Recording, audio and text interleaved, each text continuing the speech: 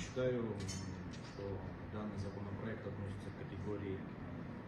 наиважнейших,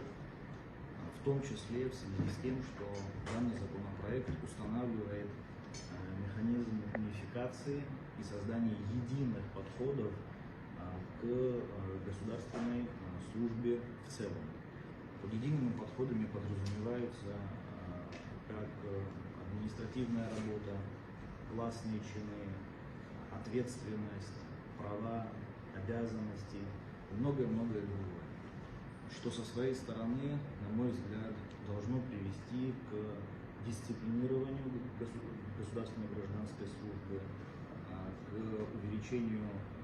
качества в сторону эффективности и такая существенная ориентация в сторону усиления ответственности в взаимосвязи государственной служащий и гражданин. На мой взгляд, вот эти вот принципиальные вещи и в связи с принятием данного законопроекта приведут к тому, что мы